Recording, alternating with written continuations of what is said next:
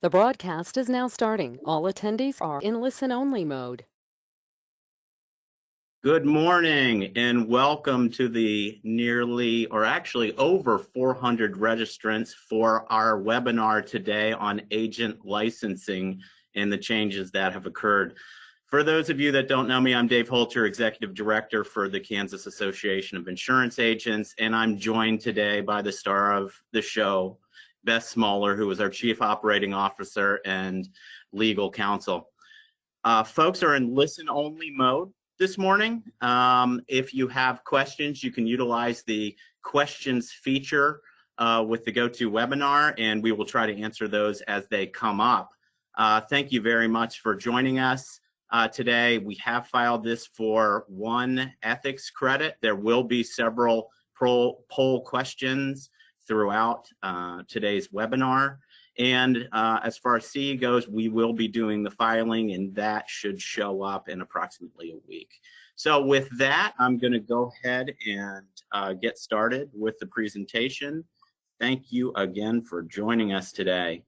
I want to take a few minutes before we get started, since I have so many people on the line, just to give you a quick update on some of the things that are going on at KAIA.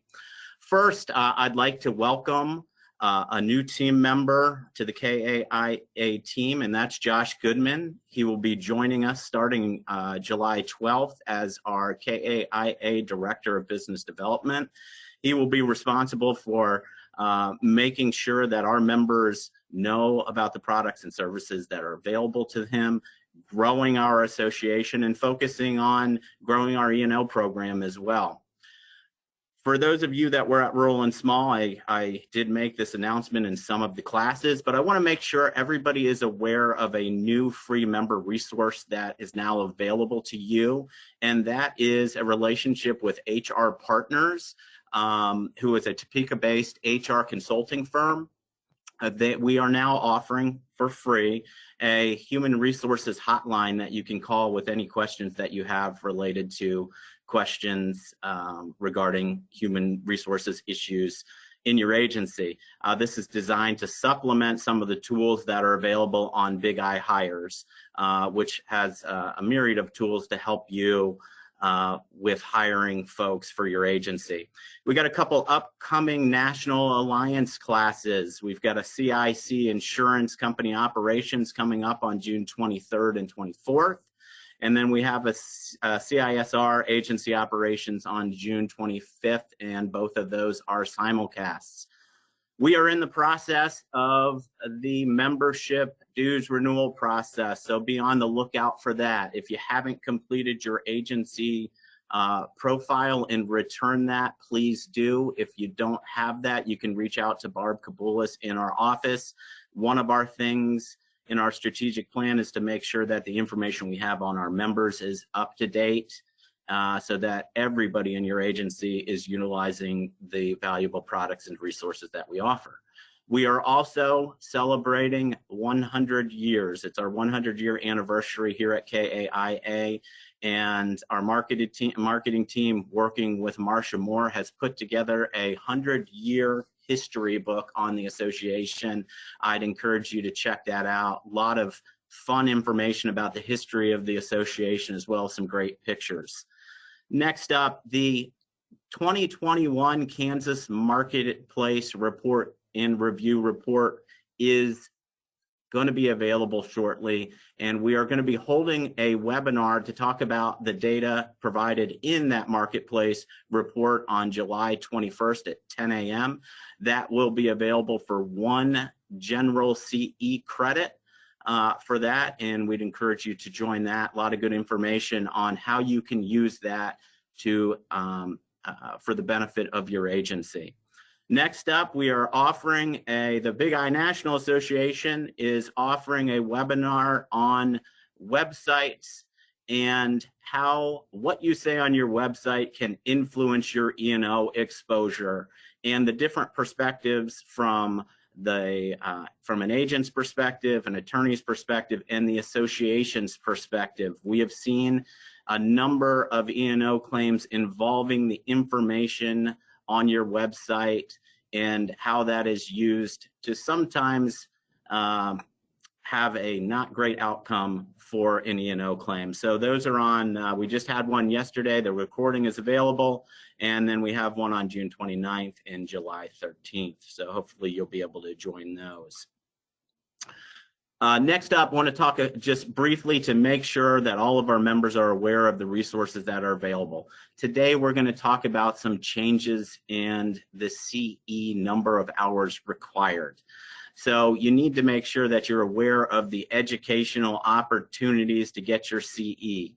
The KAIA offers a number of resources where you can get quality education and you can be purposeful with making sure that you and your staff are educated to the best to benefit your customers. We've got the National Alliance programs, CIC and CISR designation. We've got the Agents and Brokers Education Network, tons of online classes that are available for CE. We have My Agency Campus, which is which we partner with New Level Partners on, is particularly good for educating folks that are new to the insurance industry. And then finally, a great resource for education and your questions, your technical questions, is the Big I Virtual University and Ask the Expert. Want to make sure you're aware of Trusted Choice and the brand of the independent agent and what's available through Trusted Choice, particularly the marketing reimbursement program. If you haven't utilized the marketing reimbursement program, your agency can get up to, I believe it's $2,000 for co-branding with the Trusted Choice brand. They also offer a great resource called a free digital review. They'll review your website and social media presence and make sure that you are maximizing your websites and social media presence and give you recommendations on how to improve it. There's also a social media calendar that can be a plug and play to help with your agency. I would be remiss if I didn't mention the Agents Council for Technology, which is chaired by our very own Cindy Hauer. There are some resources that I want you to check out. The Agency Cyber Guide 3.0 is something that will help your agency make sure that you are well positioned to protect the agency from a cyber perspective. There's also an agency cyber readiness self-assessment that I'd encourage you to check out, and a customer experience self-assessment. For those of you on the call that place your E&O coverage through the association, thank you.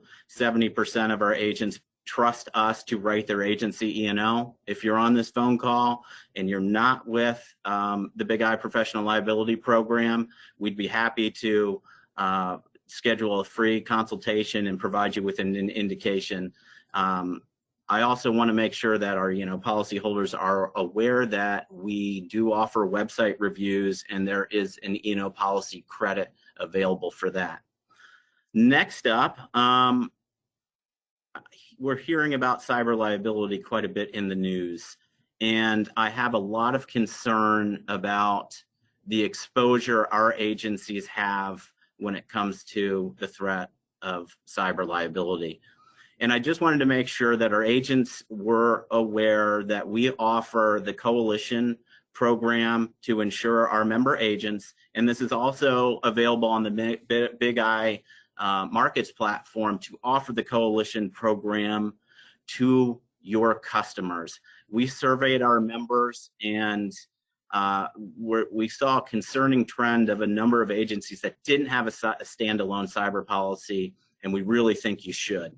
So we'd encourage you to reach out if you don't have a standalone cyber policy, to get a quote, to get one in place for your agency, and to make sure you're offering this and getting rejection of coverage forms if your customers aren't taking the cyber liability form. And then lastly, our market access program continues to be utilized by our members in a big way. Fiscal year to date, we've currently paid out $375,000 in commissions out back to our members who utilize our market access program with the folks listed below. And then lastly, we have heard a lot from a lot of agents that are interested in valuations and perpetuation planning. If you are interested in evaluation, we have the resources and the connections to help you get an affordable valuation, as well as to work on some perpetuation planning. So that's my quick update on the association. And I would be remiss if I did not thank all of our industry partners who, without them, we couldn't offer the same products and services that we offer to our members. So thank you to all of our industry partners. When you see an industry partner or you talk to an industry partner, please thank them for their support of the association. With that, we are going to get started with the meat of our webinar today. So how did we get here?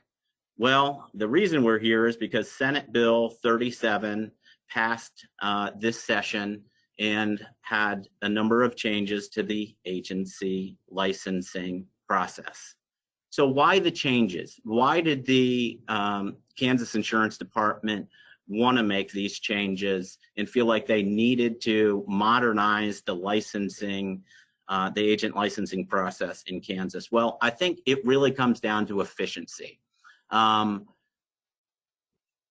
The Kansas Department of Insurance had to maintain a separate licensing system and weren't able to take advantage of using the NIPR system. So that was one of the reasons. They wanted to also realize some efficiency and streamline some process and make this more of a paperless process. State reciprocity was another issue where the suggested 24-hour national CE standard is 24 hours. In Kansas is the lowest in the nation, was the lowest at 12 hours. And so state reciprocity and accepting our continuing education standard for your licensing was a consideration there over the long term. Regulatory information and gathering more information on our agents was something that the Kansas Insurance Department needed to do as well. I don't know if you know this, but the Kansas Insurance Department at this point can't actually tell you how many active insurance agencies are out there, which if you're a regulatory body, you really should be able to do that because you need to regulate them. So there were also some changes in the exam process where one of the changes from this bill was removing the 6-month waiting period. But there were other things that we've worked closely with the insurance department on, and they have really been a leader in this area about expanding the number of testing sites and the online ability to take the test. And that was something that the insurance department was really a leader on in across the country in trying to make sure that our agents had accessibility and an ease in being able to get their employees licensed and passing that test. So now let me give you just a little bit of history. KAIA has been involved in this process from the beginning. This is not something that this bill happened overnight. We started in 2018 first talking with the insurance department about this bill and some of the changes they wanted to make. We had multiple meetings with our Government Affairs Committee and KAIA staff. And a big kudos to our Government Affairs Committee, because with what they negotiated with this, we were able to save our member agents a significant amount of money, and all independent agents are agents, if you will, a good bit of money. Some of the points that negotiated from where the insurance department started with this bill to where we finished, I've outlined below. Agency renewal fee. There's now an agency renewal fee, and we'll talk about this later, but that originally was going to be $100. The KAIA and the Government Affairs Committee were able to negotiate that down to $4. There is now an agent renewal fee. That was originally going to be $100. We were able to negotiate that down to $4. Originally, this bill was targeting 24 hours. That was something that we weren't necessarily in favor, and over a period of time, we were able to negotiate that to 18 hours. We were able to eliminate the limitation on agency management hours, and there were a number of provisions that weren't necessarily going to be favorable to our members that were removed from this bill that never even saw the light of day. So we estimate that through our negotiations with the Kansas Insurance Department, on the average, we saved agents about $800 annually from what was originally proposed. So we are thankful for the insurance department involving us in this process. And now we're going to get into kind of the meat of this and what these changes look like. And I'm going to turn that over to the star of this show, Beth Smoller. Well, before I get started, I will remind you guys, if you have any questions at all, please, on that right-hand side of your screen, please don't hesitate to put those questions in the box. And then Dave and Carlin both see those, and we will try to get all of them addressed during the short time that we have left. So to get started on the meat of it, and why all of you are here today, I have divided this up into the changes based on the date of implementation. So Senate Bill 37 has lots of changes within it. A lot of those changes are effective July 1st of this year, so just here in a couple of weeks. And then the remainder of the changes are effective January 1st, 2022. So I'm going to go in chronological order. And as you can see on the slide here, first up, we're going to review the July 1st changes for agents. And you can tell based on the title, I'm also going to go over in a subsequent slide the changes for agencies. And it's important to be aware of both of those, especially if you are an owner, an operations person, or you do anything on the agency management side of things.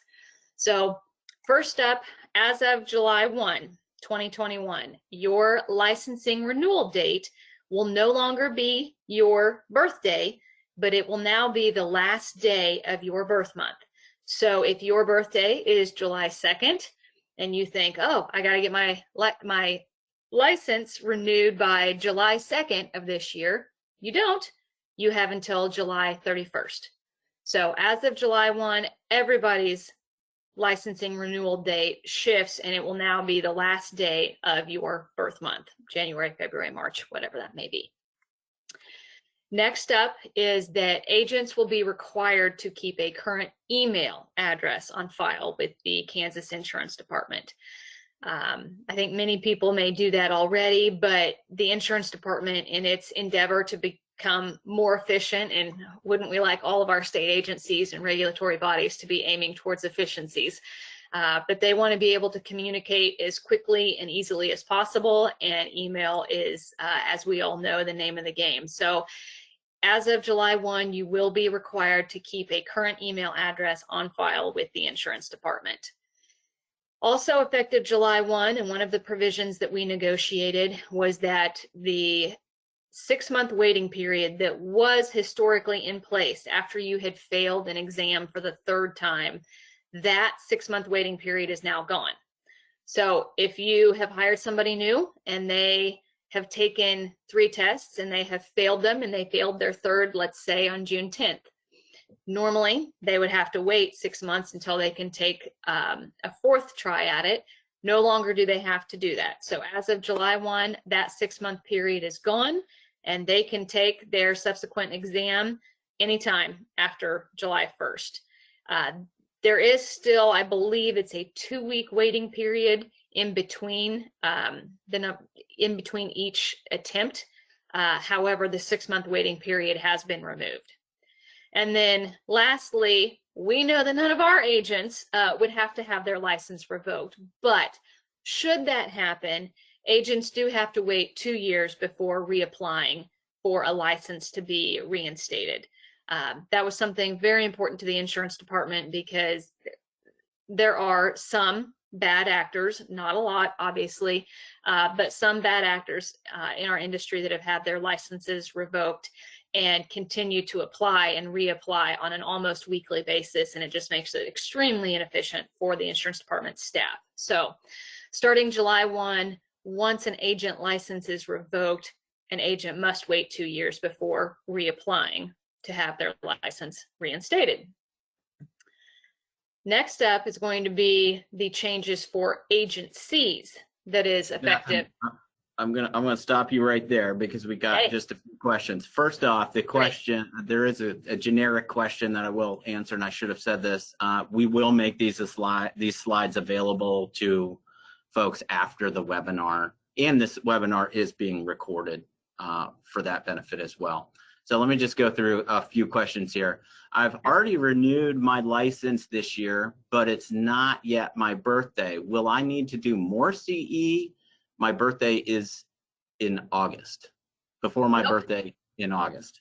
If you have already renewed your license, and the CE we will get to, because the continuing education changes don't take effect until January 1st. So if your license renews between now and the end of the year, you don't have to worry about the continuing education piece of it at all for this renewal cycle. You'll have to worry about it 2 years from now when you go to renew, but you don't have to do anything different now. That's a great question. Okay. My license renewed on 5/28. Am I good until 5/28/23? You are actually good until May. Does May have 31 days, I believe? You're good until May 31st of 2023. Good. All right. Yep. Is there, in this one, Nancy, we may not be able to necessarily answer this one for you, but certainly something we could check in. Is there a trick to updating your email address on the KID website? Tried, but didn't get very far. So, Beth, I'll let you chime in. Is that something that you've discussed with the insurance department at all? Is that something we may need to follow up on? We may need to follow up on that. Actually, as I'm talking, I'm kind of trying to look it up online, and I just may not get there as fast. But the insurance department hopes to have all of that and the ability to change and update not only agency information, but your agent email address online and available. So I'd say that's something that we will circle back with you on in terms of exactly where you will be able to find that. Gotcha. Okay. And just to let you know, guys, we may not be able to get through all of these questions, but you can certainly reach out to Beth or I after this webinar. Let's see. I have.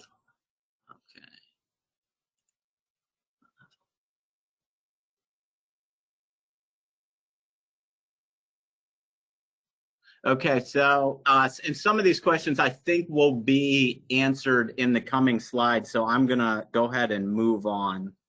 And if we don't get them, go ahead and feel free to ask again. Okay. So next up would be the changes that are effective July 1st for agencies or entities, as the insurance department calls them. First up, exactly like agents, agencies have to keep a current email address on file with the Kansas Insurance Department. I can tell you that this change can be done right now on the insurance department's website for anybody that has had to fill out an AG11 form in the past or has had to fill out 50 million of the AG11 forms in the past. No longer do you have to fill out that form and then fax it or email it into the insurance department. That form is now online and it's live today. I'm looking at it, but you can find it pretty easily. And if not, again, email me. I'm happy to point you in the right direction. But for agencies, there are only now certain things that you have to submit on the AG11 form. And really, that's just making sure that your email address is on there. And then anytime you change your legal name, your agency address, your mailing address, or your designated responsible licensed producer. And I'll touch on that a little farther down. But agencies do have to keep a current email address on file with the department as of July 1st. Also, as of July 1st, agencies do not have to license each location or each DBA separately. So again, trying to get a little more efficient. And for those of you that have multiple locations and or DBA names, hopefully that should allow you to get a little more efficient as well. In line with the email address, agencies will have to keep their designated responsible licensed producer, or DRLP, current with the insurance department and report any changes within 30 days. This is something that agencies have had to do in the past, again, on that AG11 form, but now the AG11 form is available online. You just fill it in, you hit submit at the bottom, and then it's done, and you don't have to worry about it. In addition to keeping that DRLP updated, agencies also have to make sure their contact information, which is really your legal address and then your mailing address as well, has to be updated and current with the insurance department. And if it changes, again, you have to notify them within 30 days. Also, if the agency is involved in any regulatory action or disciplinary action, wherever that action may occur, that needs to be reported to the insurance department within 30 days. And then lastly, termination for cause also has to be reported, and that's if an agency is terminated for cause by a carrier. So if an agency agreement is terminated for cause, that has to be reported. And then also if an agency terminates an employee, a licensed agent employee, for cause, that has to be reported to the department. The AG11 form, historically, you had to report every change in licensed agents. Anytime you added somebody new or somebody left, you had to report that.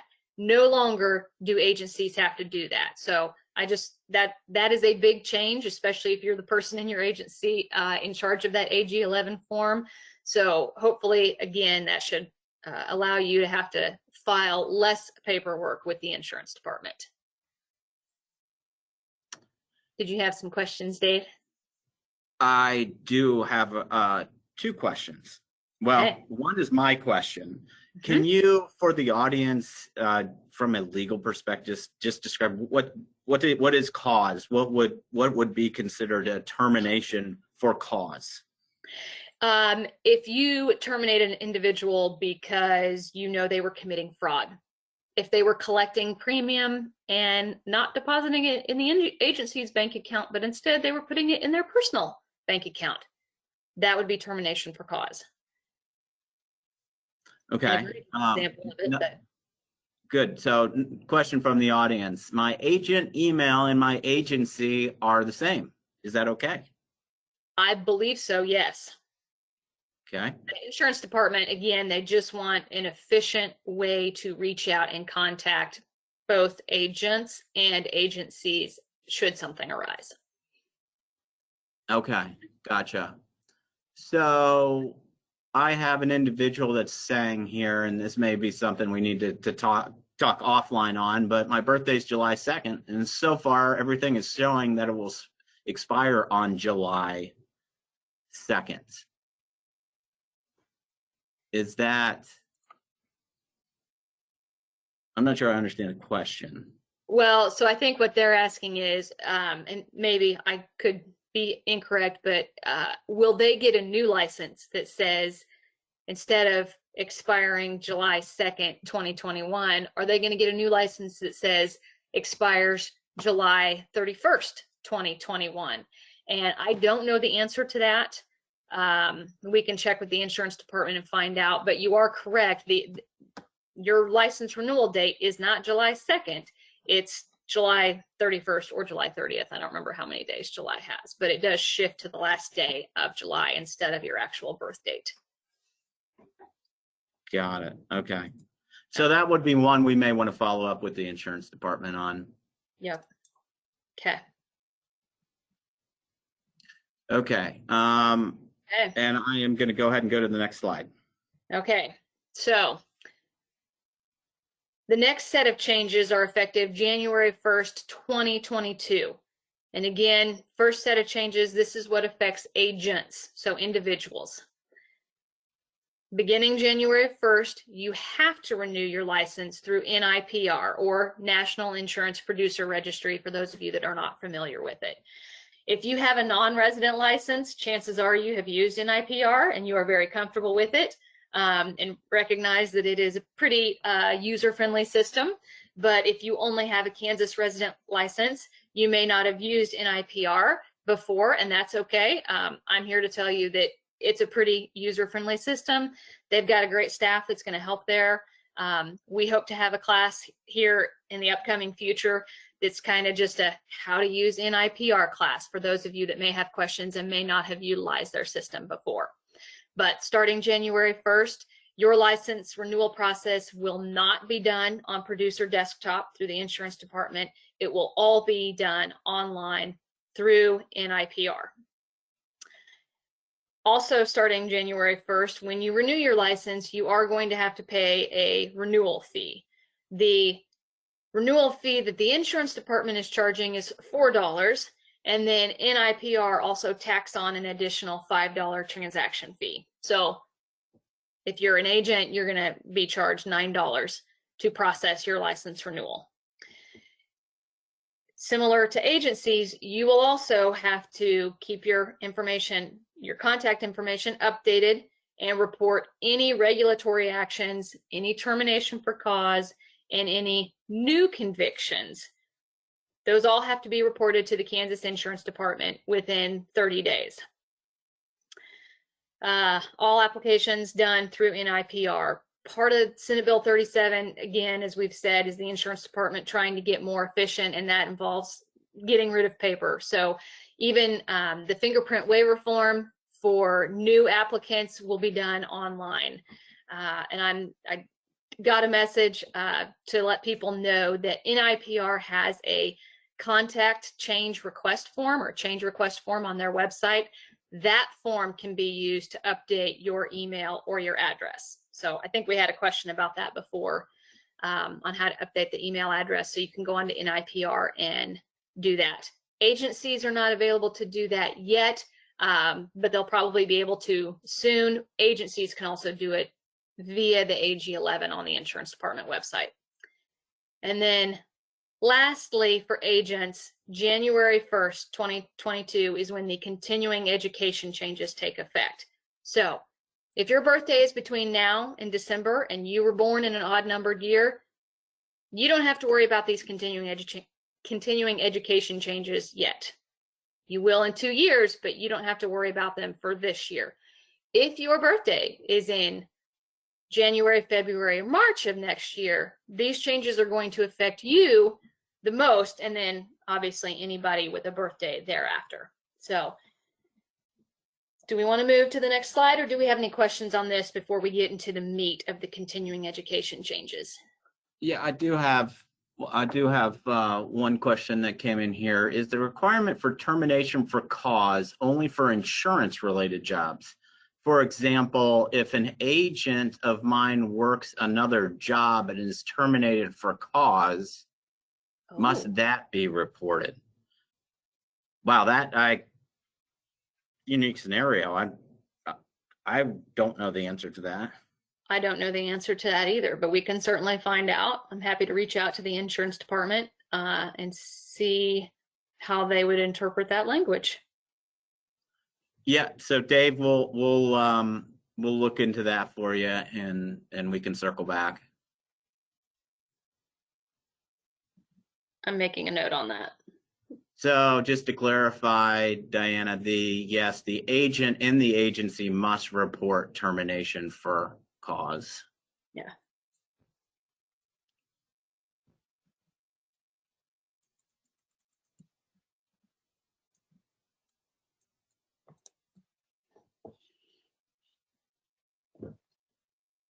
Okay.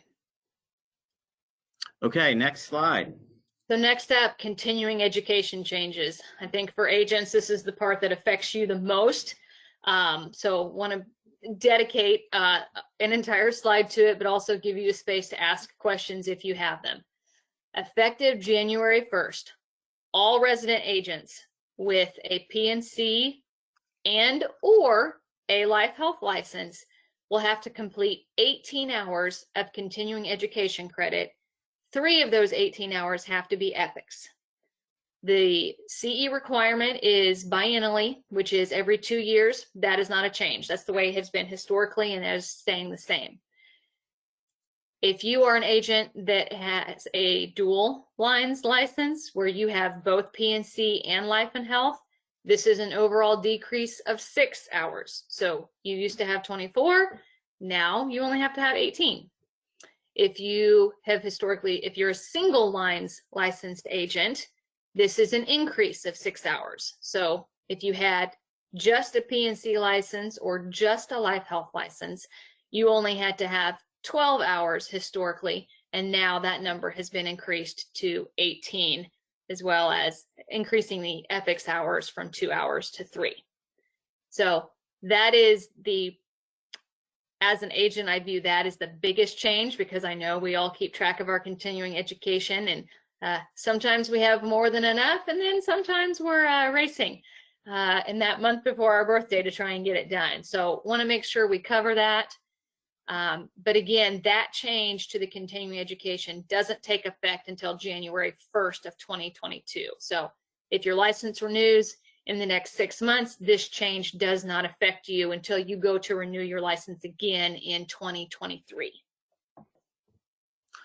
Okay, good. And then there'll probably be some questions here that we'll want to talk through, but let's get through this next slide. Absolutely. Hopefully we'll answer some. Yes, please feel free to ask any questions you have. And this will kind of give you a little bit of context. So more than half, 55% of all resident agents in Kansas are dual licensed. So for more than half of the people in our state that are licensed agents, the 18-hour requirement represents a decrease in hours. Now, I also know that for 45% of our agents, this represents a 6-hour increase. But for the majority of agents, this does represent an overall decrease. You can renew your license up to 90 days prior to your renewal date. So if you are a single lines agent, or single line of authority is what it will be called going forward, you are just licensed for P&C or just licensed for life and health, and your license renews in January, February, or March of next year, you may want to renew your license before December 31st. If you renew your license before December 31st, you only have to have 12 hours of continuing education credit. If you log into NIPR on January 1st at 8:01 a.m. and you go to renew your license, you will have to have 18 hours of continuing education credit. So if the number of hours is a concern and you are single lines licensed, then it would be to your benefit to renew your license before December 31st. On the flip side, if you are dual lines licensed, if you have both a P&C and a life health license, and your license renews in January, February, or March, you may want to renew your license after January 1st. If you renew it prior to December 31st, you will have to have 24 hours of continuing education credit. If you wait and you renew it after January 1st, you only need 18 hours of continuing education credit, but you do need the 3 hours of ethics. And lucky for you, this webinar today qualifies for one of those ethics credits that you will need. That is a lot to swallow. And again, we'll send these PowerPoint slides out, and I'm sure we can also put them on our website as well. But if you have a birthday in January, February, or March, whether you are single lines licensed or dual lines, this affects you the most because you have the flexibility to renew your license either before these continuing education changes take effect or after they take effect. And that's what I want to make sure that we get across, is that for those of you with a birthday in January, February, or March, you have flexibility in terms of what continuing education requirements are imposed upon you. And that's because because of that 90-day window. Yes, because you can renew your license up to 90 days ahead of time. That's what gives you that flexibility. Gotcha. So if you're, if you're Beth Smoller, if I was born in an odd numbered year, my birthday is in March, then I only have a PNC license, and it would probably be better for me to go ahead and renew my license before December 31st, because then I would only need 12 hours of continuing education credit. If I wait and renew that license after January 1, I'll have to have 18 hours of CE credit. So the bottom line is, if you've already renewed your license, let's say you're having to renew in September, right? You're good. You're good until 2023. Right. Okay. So that nothing like is retroactive to make you have to take more or less. Right. Right. Yep. Okay. If your license, if your birthday is January or after, this does not apply to you. Sorry. If your birthday is January after, these changes apply to you. If your birthday is in July through December and your license renews this year, these changes don't apply to you. You'll have to go ahead and get the 24 hours or the 12 hours, depending on your license structure. It's just those people that have birthdays and licenses that renew after January 1st of 2022 that will be affected by these CE changes. Okay, good. Well, hopefully that clarifies to some of these questions, and trying to go through the mental gymnastics of I renew here, and some of these questions would be difficult for us. Certainly we can talk it through with you offline, but hopefully in general that makes sense. So let's go to the next slide. Okay. Effective January 1st, 2022 for agencies. They will, for the first time ever, need to renew their license biennially every 2 years through NIPR. The renewal date is also, just like for agents, it's the last day of the month. For agencies, it is the last day of the original month that the agency was issued its license. I know for a lot of our agencies that have been around for years and years and years, you may not remember what month the license was issued for your agency, and that's okay. You can, if you pull a copy of your original agency license, it'll have the date that it was issued. And so if it was issued May 15th of 1937, then your agency license renewal date is going to be May 31st. If you don't know what month your agency was issued its license, you can go to the Kansas Insurance Department website, and it will have a tool where you can look up what month the license was issued so that you know what month your agency will need to renew its license. And again, just like agent license, if it was issued in an odd numbered year, the license will renew in odd numbered years. If the license was originally issued in an even numbered year, then your agency will renew its license in even numbered years. And again, just like the agent license, the renewal agency license will have a $4 fee from the Kansas Insurance Department and an additional $5 transaction fee from NIPR. The agency license renewal process will also take place completely through NIPR as well. And Beth, there is no other cost associated with an agent renewal other than the $4 fee and the $5 transactional NIPR fee, correct? Correct. For the state of Kansas. Those fees are obviously different, you know, if you're getting a non-resident license in a different state. And for what it's worth, NIPR charges a different transaction fee to non-resident agencies and agents that are getting licenses in Kansas. But if you have a resident license in Kansas, it's a $4 insurance department fee and a $5 NIPR fee. So there were a couple questions back on the agent side. We can go back to that. We'll stay focused on agencies here though. even and odd numbered years. Give me an example of that. So if you started your agency in the great year of 1973, I picked that year strategically, but that means you would renew on odd years. Correct. Right? Yes. So if your agency was started in the questionable year of 1973, then your agency will renew its license for the first time actually in 2023. Okay.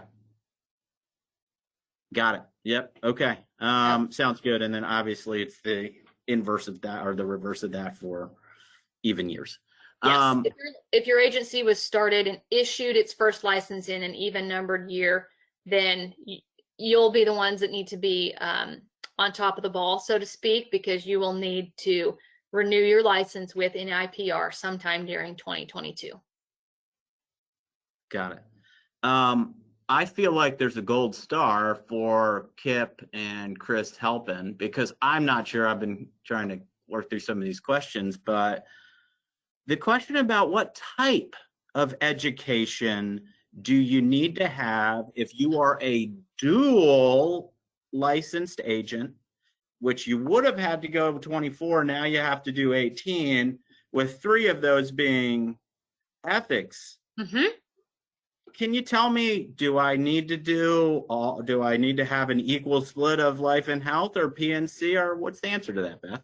You have the maximum amount of flexibility, and you can do whatever you want, because continuing education credits will be classified as either ethics, which you need 3 of, or they'll be classified as general. So no longer do you have to race at the very end to make sure you have all your life health classes because you forgot to take your life health hours, but you had plenty for PNC. No longer an issue. Again, they'll be in 2 categories, ethics and general, and you just have to have 3 of ethics, 15 of general, and that's it. If you're an agency owner and you're like, I've been doing this for 30 years, I got a pretty good idea what I'm doing. I don't really need to take a class about the CGL form, but we offer a class about valuation or perpetuation or how to hire and train employees, things that qualify as agency management. You can take as many of those hours as you want. Again, making sure you get the 3 hours of ethics, but the rest of it is classified as general, and you have the maximum amount of flexibility that we could negotiate to do what works best for you and for your agency. Absolutely. It really allows you to be purposeful in what you need to be educated on to best serve your client. For instance, I'm dual licensed, but it's rare that I do anything with life and health these days. So my CE is going to be focused on property casualty, because that's what's most helpful for me in serving our members. Thank you Great for that question. And that's a super question. Yes. All right, let me just, guys, there's a ton of questions that are specific to you that it's going to be difficult for us to answer on this, but I will say you can reach out to us after the webinar and we can talk it through. Yep. And our very last slide will have Dave's email address. It'll have my email address. Don't hesitate to shoot us, especially either one of us, but feel free to shoot me an email with your specific situation and I'm happy to respond to it. Okay. Will companies, restoration companies, be allowed to present CE classes with certified instructors, or will everything be done online? Yes, and it depends. I mean, classes can still be done in person. They can be done online. The insurance department is retaining that flexibility, again, to fit, what agents and agencies need and what works best for them. So if a restoration company uses, a licensed instructor and they file for approval and go through all of the administrative requirements, they can present a class in person to your agency and have it qualify for CE credit. They can also do a class online and it can also qualify for CE credit.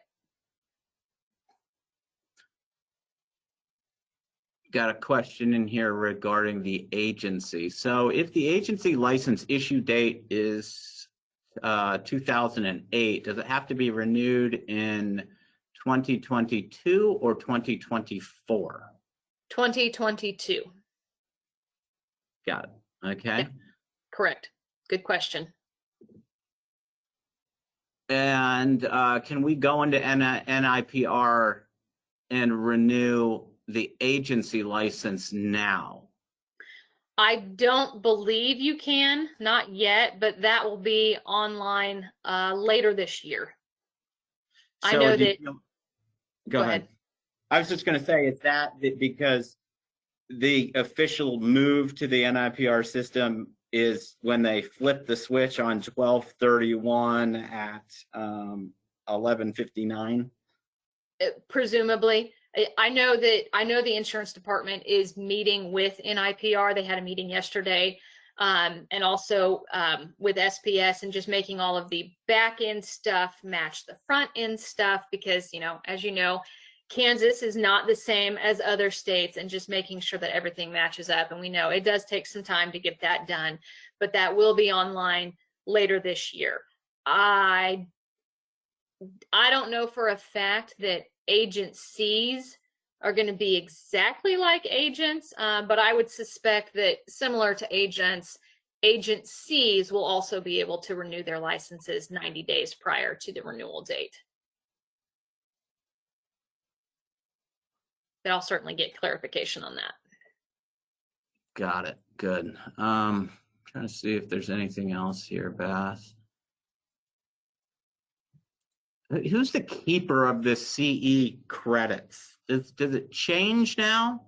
If you want to know how many credits I currently have, does that all of that effective 12/31 move to NIPR? I don't know the answer to that question because I only have a Kansas license, and it's always been producer desktop that handled all of my CE hours. I will find out. I suspect it's NIPR. Yes, I assume it would be. Yeah, but we will find out for certain and let you know. That's a great question.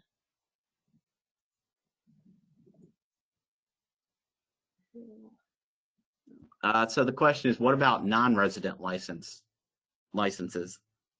Nothing changes for that. It's still utilizing the NIPR system if correct that state utilizes it.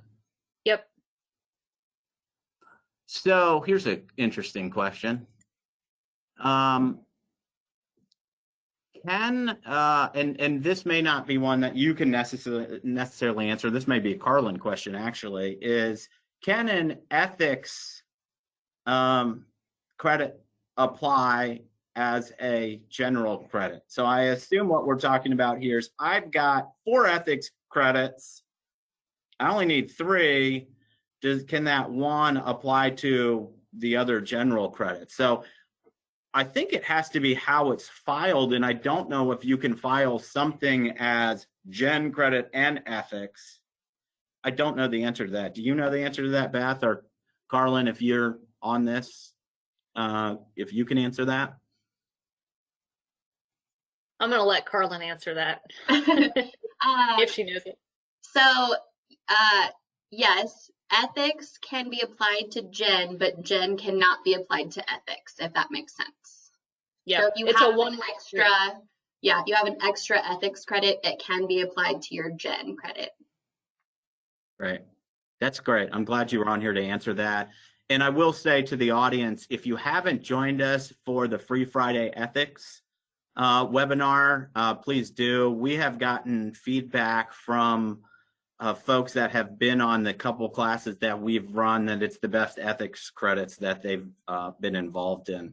So I'd encourage you, we're going to keep doing that and keep trying to come up with new content that keeps it interested and it keeps it interesting along with getting an ethics credit. So make sure you're joining us for those.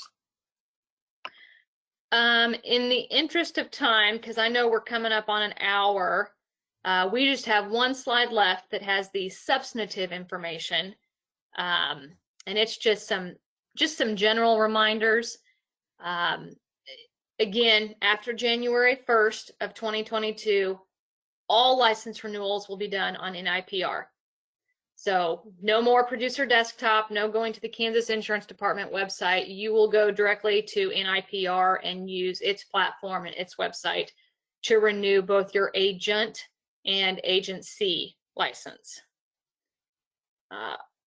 Also effective with this bill is that the Kansas Insurance Department is no longer accepting paper applications of any kind. So no paper AG11 to get faxed in or mailed in. The fingerprint waiver form for new applicants will also be done entirely online.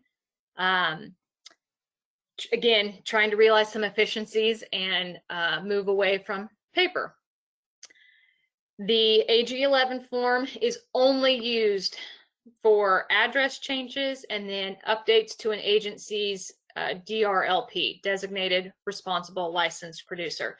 Please say that fast 5 times because I fail at it immensely. That AG11 form, that is all that it is used for prior to January 1st, 2022. And again, that AG11 form is already live on the Insurance Department's website. You can start using it today. After January 1, those changes to an agency, or if you need to update your email address from an agent perspective, that will be processed through NIPR. And NIPR, they've got a change request form where you just go in and you update if you've changed your email address or the mailing address or the DRLP, whatever the case may be. Also in this bill, just a couple of changes to make you aware of. If the insurance department sends your agency an inquiry, you must respond within 15 business days.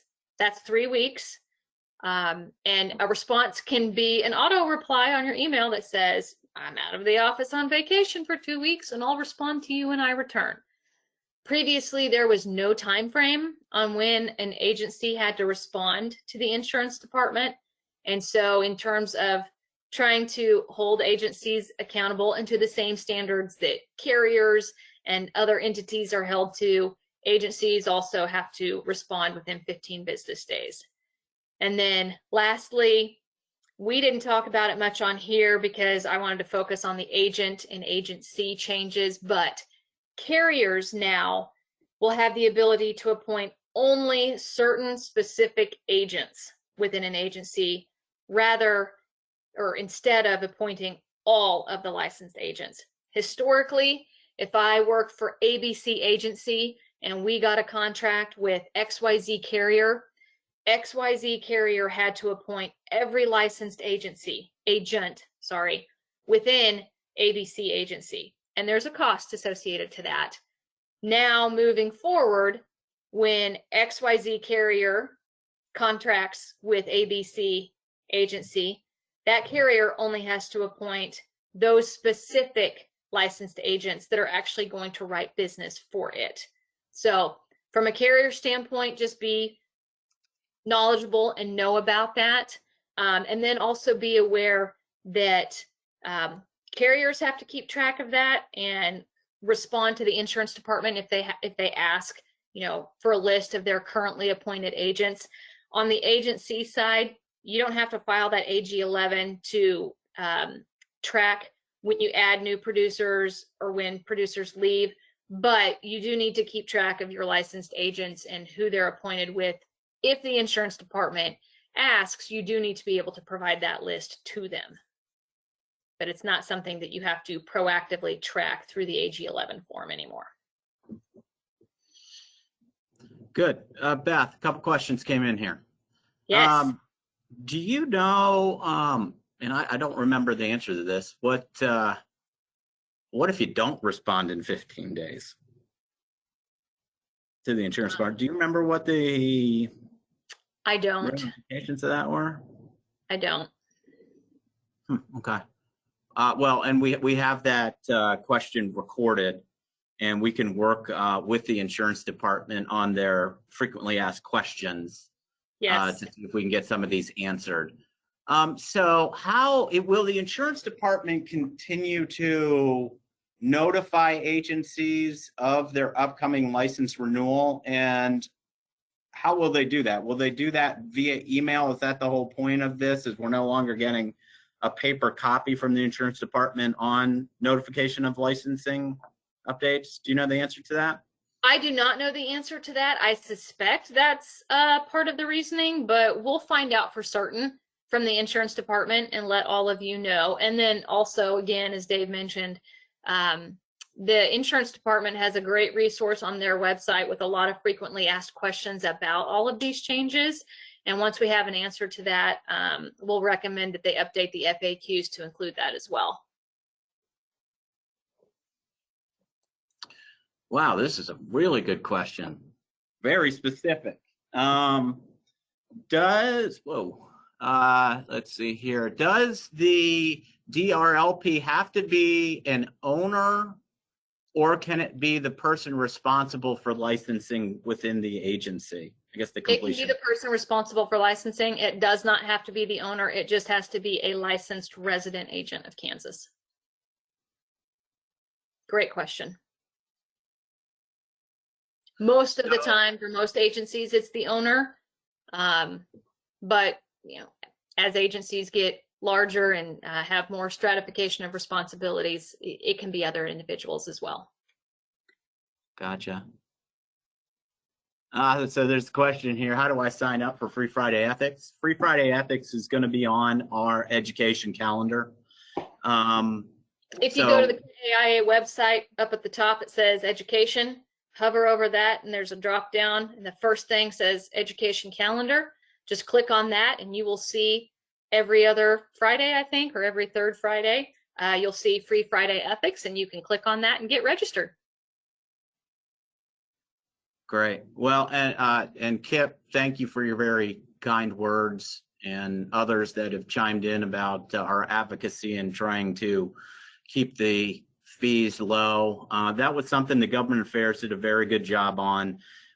You know, when you look at this, we were trying to make sure that we were not going to be impediments, and we were going to help modernize this, but not at the off the financial backs of our agents. So if we were not able to answer your question, I apologize for that, but we are at a little bit past our 11 o'clock here. So we're going to go ahead and close the webinar with thank you to all of our members for supporting the association.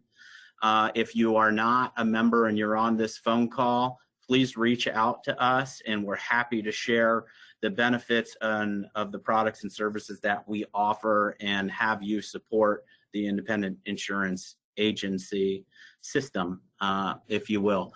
And we will go ahead and look at these questions. Carlin, I assume we will have access to these questions after the webinar, and we will work with the insurance department to get these answered, and we'll follow up. And then be on the lookout for a webinar that we will put together with our friends at NIPR to kind of run through the process. And I imagine we'll probably do this webinar again as we get closer to that next January timeframe where things are starting to get implemented. So with that, I just want to say thank you for joining us, and please don't hesitate to reach out. I'm sure Beth's going to get slammed with questions after that. So we appreciate the grace and the patience as we work through them.